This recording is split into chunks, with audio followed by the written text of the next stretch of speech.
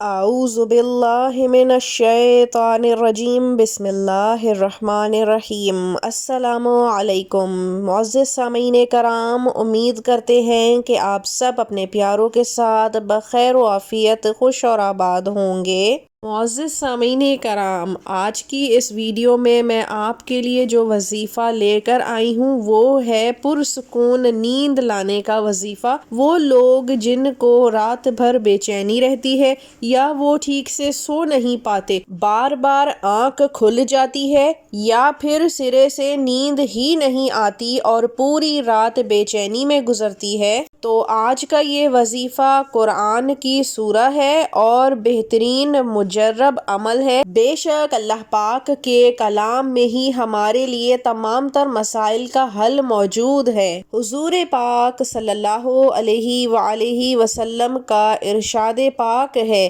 کہ جو کوئی بھی قرآن کا ایک حرف بھی پڑھتا ہے تو اللہ تعالیٰ اس کے بدلے میں اسے ایک نیکی عطا فرماتا ہے جو کہ 10 کے برابر ہوتی ہے۔ قرآن کریم کو پڑھنا، اس کو کسی دوسرے کو پڑھانا، سکھانا سب عبادات میں شامل ہے اور اس کا بھرپور ثواب اللہ تعالیٰ عطا فرماتا ہے۔ اور قرآن وہ کتاب ہے جو کفار کو اس جیسی کتاب لانے پر عاجز کر دیتی ہے، اور یہ وہی کفار ہیں جو کہتے تھے کہ حضور اقدس صلی اللہ علیہ وآلہ وسلم نے قرآن کریم کو خود اپنے پاس سے من گھڑت بنایا ہے، لیکن یہ قرآن اور اس کی آیات خود ان کفار کا مقابلہ کرتی ہیں اور جواب دیتی ہیں کہ یہ قرآن کریم اللہ تعالیٰ نے خود نازل کیا ہے اور اللہ تعالیٰ نے خود اپنے پیارے نبی آقائے دو جہان صلی اللہ علیہ وآلہ وسلم پر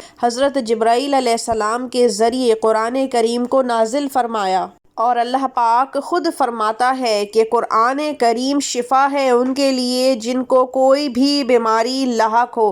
اللہ تعالیٰ نے ہر خشک و تر اس کتاب میں ہمیں بتا دیا ہے، کل ضابطۂ حیات دے دیا ہے، یہاں تک کہ سبحان اللہ قرآن کریم اگر کسی بیمار کو شفا کی نیت سے پڑھ کر دم کیا جائے تو وہ بیماری سے نجات پا لیتا ہے۔ کسی پریشانی کے حل کے لیے اس کو پڑھا جائے تو پریشانی دور ہو جاتی ہے۔ کسی حاجت یا دعا کے پورے ہونے کے لیے پڑھا جائے تو اس کی برکت سے وہ دعا بھی قبول ہو جاتی ہے۔ گھر میں برکت، رزق کی کشادگی، خوشحالی کے لیے پڑھا جائے تو گھر میں انوار ہی انوار ہو جاتے ہیں۔ لہٰذا نماز تو ہے ہی فرض، وہ ادا کرنے کے ساتھ ساتھ روزانہ معمول بنا لیجئے کہ قرآن پاک کا کچھ حصہ ضرور پڑھنا ہے تاکہ ثواب، برکت اور آخرت اور ساتھ ہی تمام تر دنیا کی مشکلیں، مصیبتیں، آزمائشیں اور بیماریوں سے نجات اور ان سے حفاظت ہو سکے۔ اسی طرح سے بے خوابی یا نیند میں بے چینی، نیند کا نہ آنا، صحیح سے پورا نہ ہونا، جسم میں تھکاوٹ رہنا، نیند سے متعلق جتنے مسائل ہیں ان کا وظیفہ بھی قرآن کریم میں ہی جو کہ پارہ نمبر 30 سورہ ضحیٰ موجود ہے۔ کرنا آپ نے یہ ہے کہ روزانہ عشاء کی نماز سے فارغ ہو کر اول و آخر 3 مرتبہ درود ابراہیمی پڑھنا ہے اور اس کے درمیان 7 مرتبہ سورہ ضحیٰ پڑھنی ہے۔